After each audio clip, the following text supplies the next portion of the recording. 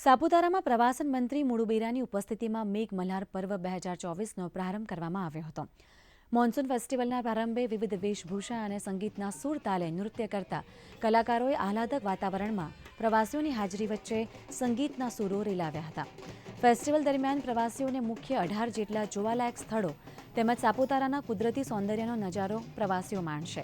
ગુજરાતના એકમાત્ર hill station એવા સાપુતારા ખાતે પ્રવાસનની સાથે સ્થાનિક રોજગારીને વધુ પ્રોત્સાહન આપવાના ઉદ્દેશ્યથી પ્રવાસન વિભાગ અને ગુજરાત ટુરિઝમ દ્વારા સાપુતારા મેઘ મલ્હાર પર્વ 2024નો પ્રારંભ કરવામાં આવ્યો છે।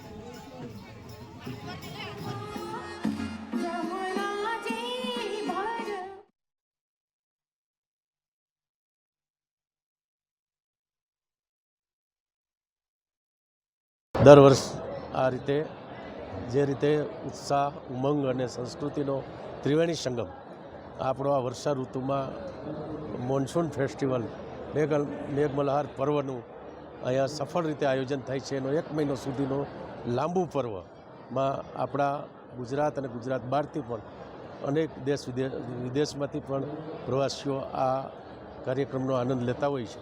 આજના આ કાર્યક્રમ મોન્સૂન ફેસ્ટિવલ મેઘ મલ્હાર પર્વમાં હું દરેકને શુભેચ્છા પાઠવું છું અને આ વર્ષે પણ ખૂબ લોકો આવીને મન ભરીને આ પર્વને માણે એવું હાર્દિક નિમંત્રણ આપું છું। આજથી સાપુતારા મોન્સૂન ફેસ્ટિવલ 1 મહિનો ચાલશે। અહીંયા વરસાદને એવું ઘણો જ માહોલ સારો છે ને 1 મહિનો પબ્લિક સારું જ રહેશે। અહીંયા પબ્લિક આવે પણ છે ને ફેસ્ટિવલના લીધે વધારે પબ્લિક આવશે। અહીંયાના લોકોને, સ્થાનિક લોકોને રોજગારીને બધું સારું જ થશે, મળી રહેશે।